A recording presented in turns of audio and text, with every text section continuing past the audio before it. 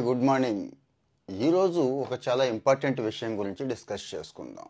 ఈ వీడియో నచ్చితే మన వాళ్ళందరికీ షేర్ చేయండి. మీరు లైక్ చేయడం మాత్రం మర్చిపోకూడదు. ముఖ్యంగా లైఫ్లో ఎవరమైనా కానీ ఏదో ఒకటి సాధించాలి, బాగా బతకాలి, బాగా ఉండాలి అనే స్టార్ట్ చేస్తాం కదా. అంటే లైఫ్లో మనం కోరుకున్న దాన్ని అచీవ్ చేయాలి, అద్భుతంగా బతకాలి అనే స్టార్ట్ చేస్తాం. కానీ కొంత దూరం వెళ్ళిన తర్వాత అనిపిస్తూ ఉంటుంది, అది ఒక నెల కావచ్చు, సంవత్సరం కావచ్చు, 4 సంవత్సరాలు కావచ్చు, అరే తప్పు చేశానేమో, ఈ డెసిషన్ తీసుకోకుండా ఉండాల్సిందేమో, ఈ కోర్స్ చదవకుండా ఉండాల్సిందేమో, ఈ ఉద్యోగంలో జాయిన్ అవ్వకుండా ఉండాల్సిందేమో అనే డౌట్ వస్తుందండి. అప్పుడు ఏం చేయాలి? వెనక్కి పోవాలా, పూర్తిగా వదిలేయాలా, కంటిన్యూ చేయాలా, ఉన్న దాంట్లోనే అడ్జస్ట్ అవ్వాలా? ఈ విషయం చాలా మందిని ఇబ్బంది పెట్టే విషయం. మీకు తెలుసు, ఎవరికైతే వాడు నచ్చిన దాన్ని తీసుకొని, అంటే నచ్చిన కోర్సుని సెలెక్ట్ చేసుకొని, నచ్చిన పనిని సెలెక్ట్ చేసుకొని మొదలు పెడతాడో వాడు ఒక రేంజ్కి వెళ్ళిపోతారు. ఎందుకు? ఇష్టమైంది కదా, కష్టమని అనిపించదు, చక్కగా చేసుకుంటూ వెళ్ళిపోతూ ఉంటారు. కానీ పక్కవాడు చెప్పాడని, మంచి ప్యాకేజ్ వస్తుందని, లేకపోతే అక్కడ జీతం బాగుంటుందని, అక్కడ వాతావరణం ఏదో బాగుంటుందని మనకి నచ్చని దాన్ని సెలెక్ట్ చేసుకుంటారు చాలామంది. నచ్చని దాన్ని సెలెక్ట్ చేసుకోవటంతో మొదలవుతుంది టార్చర్. మన మనసే, మన అంతరాత్మే మన మీద ఎదురు తిరుగుతూ ఉంటుంది, దాడి చేస్తూ ఉంటుంది. దాన్ని సమాధానం పరచుకోలేము, బయట ఉన్న పరిస్థితులకి అడ్జస్ట్ అవ్వలేము.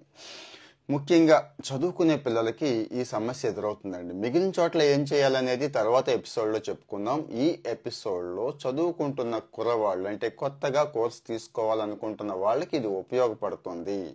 పొరపాటున ఎవడో చెప్పేశాడని, మీకు సివిల్ ఇంజనీర్ అంటే చాలా ఇంట్రెస్ట్ ఉంది, ఇంజనీరింగ్ చాలా బాగుంది, కానీ ఈరోజు సివిల్ ఇంజనీరింగ్కి పెద్దగా డిమాండ్ లేదు, బయట వెళ్ళి ఎండ్లో కూర్చోవాలి, ఏ కన్స్ట్రక్షన్ కంపెనీలో జాయిన్ అయినా కానీ 15-20 వేలు మించి ఇవ్వట్లేదు, బయట అక్కడ అవకాశాలు లేవు, కాబట్టి కంప్యూటర్ సైన్స్ తీసుకోరా బాబు, కంప్యూటర్ సైన్స్ అయితే ఇమ్మీడియట్గా కనీసం 25-50 వేలలో కెరీర్ స్టార్ట్ చేయొచ్చు, జస్ట్ కోడింగ్ నేర్చుకోవడమే కదా అని చెప్పారని చెప్పి చాలామంది కంప్యూటర్ సైన్స్ తీసేసుకుంటారు. తీరా అక్కడికి వెళ్ళాక వీడి ఇంట్రెస్ట్కి అది అగైనెస్ట్గా ఉంటుంది. కంప్యూటర్ సైన్స్ ఇష్టం ఉండదు, ఆ కోడింగ్ చేస్తుంటే తలనొప్పి వస్తూ ఉంటుంది, చిరాకు వస్తూ ఉంటుంది, ఫోకస్ పెట్టలేడు, ఇంకా వీడు తిట్టుకోలేడు, పక్కవాడిని తిట్టలేడు, ఏం చేయాలో అర్థం కాదు. కొంతమంది పాపం బలవంతంగా కంటిన్యూ చేసేస్తూ ఉంటారు. కొంతమంది అక్కడితో ఆపేసి లక్కీగా ఛాన్స్ ఉంది కాబట్టి వేరే బ్రాంచ్లోకో షిఫ్ట్ అయిపోతూ ఉంటారు, వేరే కెరీర్ని సెలెక్ట్ చేసుకుంటూ ఉంటారు. సో ఈ విషయంలో మనం ఏమేం పొరపాట్లు చేస్తున్నాము, ఎక్కడెక్కడ జాగ్రత్తలు తీసుకోవాలి, ఈ విషయాలన్నీ ఒకసారి చూద్దామా. ఇలాంటి సిట్యువేషన్ లైఫ్లో అందరికీ వస్తుందండి. కొంతమందికి అయితే ఎర్లీ స్టేజ్లోనే వచ్చేస్తుంది, కొంతమందికి చదువు అయిపోయిన తర్వాత వస్తుంది. ఇక్కడ జెన్యూన్గా కొన్ని టిప్స్ అయితే చెప్తాను, అవి ఫాలో అయితే ఈ సమస్య నుంచి బయటపడిపోవచ్చు. ముందు, ఇప్పుడు చదువుతున్న కోర్స్, దానివల్ల వస్తున్న ఇబ్బంది, వీటి గురించి మీ మీద మీకు ఒక క్లారిటీ ఉండాలండి, పక్కా క్లారిటీ ఉండాలి. అలాగే ఈ ఇబ్బందులకి పరిష్కారాలు ఏమైనా ఉన్నాయా, అంటే మీ లెవెల్లో, అంటే ఒక కోర్స్ చదువుతున్నాము, పర్వాలేదు, మైండ్ సెట్ మార్చుకొని ఈ కోర్స్ని కంటిన్యూ చేద్దామా, నేను చేయగలనా, బుర్రకి ఎక్కుద్దా, రేపటి రోజు ఈ కోర్స్ బేస్డ్ జీవితాంతం ఉద్యోగం చేయాలి కదా, చేయగలనా అనేది ఒక్కసారి నిజాయితీగా, ఇది ఏ కౌన్సిలరో నాలాంటి వాడో అమ్మా నాన్న చెప్పేది కాదండి, మనకు మనమే, ఎవరికి వాళ్ళే చెప్పుకోవాలి. సో చాలా ఇంపార్టెంట్ విషయం కాబట్టి మన పిల్లలకి ముఖ్యంగా షేర్ చేయండి. చూస్తున్న వాళ్ళందరూ కూడా మీ పిల్లలకి, లేకపోతే ఫ్రెండ్స్ పిల్లలు కొత్తగా ఎడ్యుకేషన్లోకి వెళుతున్నారు అనుకునే వాళ్ళకి షేర్ చేయండి. అయితే మనల్ని మనం ప్రశ్నించుకోవాలి అని చెప్పాం కదండి. ప్రశ్నించుకున్న తర్వాత ఒక స్పష్టమైన అవగాహనకి రావాలండి. ఇక్కడ అవగాహన అంటే ఆ వయసుకి అవగాహన సరిపోదు కాబట్టి కుటుంబంలో అమ్మ నాన్న పెద్దలు, ఇంకెవరైనా మెంటార్స్ ఉంటే వాళ్ళు, టీచర్స్ హెల్ప్ తీసుకోండి. ఇవి కూడా దొరకని పక్షంలో మంచి కెరీర్ కౌన్సిలింగ్ ఇచ్చేవాళ్ళు చాలామంది ఉన్నారు మా లాంటి వాళ్ళు. వాళ్ళల్లో ఒక మంచి వాళ్ళని సెలెక్ట్ చేసుకొని అక్కడికి వెళ్ళండి. అక్కడికి వెళ్ళటం ద్వారా వాళ్ళు మీకు పక్కాగా మంచి గైడెన్స్ అయితే ఇస్తారు. అలాగే ఓ సబ్జెక్ట్ తీసేసుకున్నారు, స్వతహాగా ఆ సబ్జెక్ట్ మీద ఇంట్రెస్ట్ లేదు అనుకుందాం. ఇంట్రెస్ట్ లేకపోవడం అంటే ఎంత చదివినా కానీ అది అర్థం కాదండి. ఒకవేళ అర్థమైనట్టు అనిపించినా గుర్తుండదండి. అంటే చదివే పరిస్థితి సానుకూలంగా ఉండదు, చాలా దారుణంగా ఉంటుంది అన్నట్టు అది కూడా చూసుకోండి. అలాగే ఏదైనా ఒక పని ఇష్టంగా చేస్తే దానికోసం ఎంత కష్టపడినా ఎన్ని గంటలు దాని మీద కూర్చున్నా కానీ కష్టం అనిపించదండి, బాగుంటుంది. తక్కువ కష్టపడినా ఎక్కువ మార్కులు వస్తూ ఉంటాయి. అదే బలవంతాన చదివితే, ఇష్టం లేనిది చదివితే వస్తాయా మార్క్స్? రావు. సబ్జెక్ట్ కూడా బుర్రకెక్కదు, రేపటి రోజు ఉపయోగపడదు. సో మరి మొదటి సంవత్సరం ఇప్పుడు జాయిన్ అవుతున్నారు, వీళ్ళంతా ఈ జాగ్రత్తలు తీసుకోండి. అలాగే జాయిన్ అయిపోయారు, ఫర్ ఎగ్జాంపుల్ జాయిన్ అయిపోతూ ఉంటారు కదా, మొదలైపోయినాయి కదా అడ్మిషన్స్, జాయిన్ అయిపోయారు. మొదట్లోనే ఒక క్లారిటీ తెచ్చేసుకోండి. మొదటి 2-3 నెలలు టైం ఉంటుంది మనందరికి కూడా. ఇక్కడే క్లారిటీ తెచ్చేసుకోండి.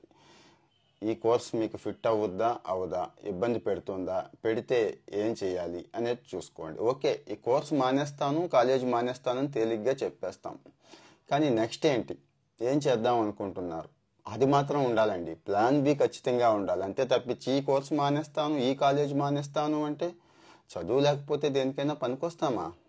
జ్ఞానం, నాలెడ్జ్ అనేది చాలా ఇంపార్టెంట్ కదా. సో ఈ చదువుని ప్రేమించండి. మీకు నచ్చిన దాన్నే ప్రేమించండి, నచ్చిన కోర్స్ని సెలెక్ట్ చేసుకోండి. ఇక్కడ ప్లాన్ బి మాత్రమే కాదు, వీలైతే ప్లాన్ సి కూడా పెట్టుకోండి. అంటే నా ఉద్దేశం, ఒక కోర్స్ మీకు నచ్చిన కోర్స్ చదువుతూ ఉండండి, దాన్ని ఇష్టపడండి, ఇష్టపడేలాంటి కోర్సునే తీసుకోండి. సేమ్ టైం దీంతో పాటు ఇంకొకటి కూడా, ఇది కాకపోతే ఇంకొకటి కూడా జీవితంలో పనికొచ్చేలా ఉండాలి అనుకోండి. For example suppose computer science చదువుతున్నారు. ఈరోజు ప్రపంచం అంతా కూడా డిజిటల్ మార్కెటింగ్ చుట్టూ తిరుగుతోంది అనుకుందాం. మీరు ₹4 సంపాదించుకోవాలి అనుకుంటున్నారు. ఇక్కడ డిజిటల్ మార్కెటింగ్ అనేది మంచి అవకాశం కల్పిస్తుంది. చదువుకునే వయసులోనే మీ computer science related digital activities కాబట్టి ఇవన్నీ కూడా క్యాన్వా దగ్గర నుంచి, అడోబ్ ఫోటోషాప్ దగ్గర నుంచి చిన్న చిన్న టూల్స్ ఉన్నాయి, సాఫ్ట్వేర్స్ ఉన్నాయి. అవి నేర్చేసుకుంటే కాస్త చేతికి పని దొరుకుతుంది, ₹4 సంపాదించుకునే అవకాశం దొరుకుతుంది. ఎంత పేదరికంలో ఉన్నా, ఎంత డబ్బులు లేని పరిస్థితుల్లో ఉన్నా ఇలాంటివి మొదలు పెడితే, ముందైతే మొదలు పెట్టండి, ఖర్చు ఏమీ అవదండి. నేను ఆల్రెడీ పోస్ట్ చేస్తున్నాను. ఖర్చు అయిపోయే కోర్సులు ఉన్నవి, అవే ఫ్రీగా ఇచ్చే కోర్సులు ఉన్నవి. రెగ్యులర్గా నా హ్యాండిల్ ఫాలో అవుతున్న వాళ్ళకి తెలుస్తుంది. సో అవన్నీ అన్నీ కాకపోయినా 4-5 అయినా నేర్చుకోగలిగితే ఖచ్చితంగా ఈజీగా సెటిల్ అయిపోతాం. ఈసీనా సిఎస్సినా ఏది తీసుకుంటే మంచిది అంటున్నారు నయాబ్ మన ఫాలోవర్స్లో. ఈసీఈ గొప్పది, సిఎస్సి గొప్పది అని మనం తేల్చలేమండి. దేని ప్రత్యేకత దానిదే. మీరు గొప్ప, నేను గొప్ప అన్నట్టుంది. ఇది మీ గొప్పతనం మీది, నా గొప్పతనం నాది. ఎందుకంటారా, ఈరోజు సుందర్ పిచాయ్, సత్యనాదెళ్ళ ఇలాంటి వాళ్ళు ఈసీఈ చేసి కంపెనీ సీఈఓలు అయిన వాళ్ళు ఉన్నారు. అలాగే ఈరోజు ఈసీ జనరల్ ట్రెండే చెప్తున్నాను. ఒక క్యాంపస్ ప్లేస్మెంటే చూసుకుంటే కంప్యూటర్ సైన్స్ వాళ్ళకి ఎక్కువ ప్లేస్మెంట్లు ఉంటాయి, ఈసీకి ఆ తర్వాత ప్రిఫరెన్సే ఉంటుంది. ఈ కంప్యూటర్ సైన్స్లో కూడా రకరకాల తోకలు వచ్చేసినాయి కదండి. ఏఐ, ఎంఎల్, డేటా సైన్స్ ఇలాంటివి చాలా వచ్చేసినాయి. వాళ్ళకి ప్రిఫరెన్స్ ఇచ్చాక ఈసీఈకి వెళ్తున్నారు కాబట్టి క్యాంపస్ ప్లేస్మెంట్లు తగ్గినాయి. అంతే తప్పించి ఈసీఈ ఎప్పుడూ చిన్నది కాదు. ఏ కోర్సు కంటే కూడా చిన్నది కాదు. మీరు దేన్నైతే మనస్ఫూర్తిగా ఇష్టపడ్డారో అది సూపర్ కోర్స్ అన్నట్టు. సో మీరు ఆర్ట్స్ ఇష్టపడినా, కామర్స్ ఇష్టపడినా, మేనేజ్మెంట్ ఇష్టపడినా కానీ తప్పేమీ కాదు, నష్టం లేదండి. చాలామందిని చేస్తున్న పొరపాటు ఏంటంటే అందరూ ఇదే తీసుకుంటున్నారు. ఎక్కువ మందికి ఇది తీసుకుంటేనే జాబ్ వస్తుంది, ఎక్కువ ప్యాకేజీలు దీనికే వస్తున్నాయి కాబట్టి ఇదే తీసుకోవాలి అనేది బుర్రలోంచి తీసేయాలండి. అందరికీ అది ఫిట్ అవ్వదు. ఏదో పాత సామెత ఒకటి ఉంది, కథ ఉంది చూడండి. అన్ని రకాల జంతువుల్ని చెట్టెక్కమని, ఆ చెట్టు ఏ జంతువు అయితే స్పీడ్గా ఎక్కి దిగిందో వాళ్లే ఛాంపియన్ అన్నట్టుగా ఉంటుంది. సో ఇది పెట్టుకోవద్దు. ఒక కోర్సు మంచిది అనేది ఏమీ లేదు. ఆ కోర్సు మీకు ఇష్టమైతే, మీకు ఇష్టమైంది ఏదైనా మంచిదే, ఏదైనా కానీ. ఆర్ట్స్ తీసుకొని గొప్ప జర్నలిస్టులు అయిన వాళ్ళు ఉన్నారు, అదే ఆర్ట్స్ తీసుకొని గొప్ప లాయర్స్ అయిన వాళ్ళు ఉన్నారు. కామర్స్ తీసుకొని గొప్ప బిజినెస్ మ్యాన్స్ అయిన వాళ్ళు ఉన్నారు. కంప్యూటర్ సైన్స్ తీసుకొని గొప్పవాళ్ళు అవుతున్న వాళ్ళు ఎలాగూ ఉన్నారు. సో ఇది కేవలం 25,000, 50,000 జీతానికి సంబంధించిన ఇష్యూ కాదు, జీవితానికి సంబంధించిన ఇష్యూ ఇది. మరి మీ జీవితాన్ని మీరు ఎలా డిజైన్ చేసుకోవాలనుకుంటున్నారు? ఓ 25,000-50,000 జీతం వస్తే చాలా, అదే జీవితమా? అంటే సెక్యూరిటీ కోరుకోవటంలో తప్పేమీ లేదు. మొదట్లో అందరం కోరుకుంటాం, కానీ తర్వాత ఆలోచించండి ఒక్కసారి. అరే, పొరపాటు చేశానా, నష్టపోతున్నానా అని మీకు డౌట్ రావచ్చేమో. ఉం? ఆ రోజు కూడా ఒకసారి మనసులో పెట్టుకొని మంచి డెసిషన్ తీసుకోండి. ఇప్పుడు ఎపిసోడ్ మీకు నచ్చినట్లయితే కామెంట్ బాక్స్లో పెట్టండి, మన వాళ్ళకి షేర్ చేయండి. ఇంకా మీకు ఏమైనా డౌట్స్ ఉంటాయి కదండి, అవి కూడా కామెంట్లో చెప్పండి. నెక్స్ట్ ఎపిసోడ్లో డీటెయిల్డ్గా మాట్లాడుకుందాం. Thank you. Bye bye.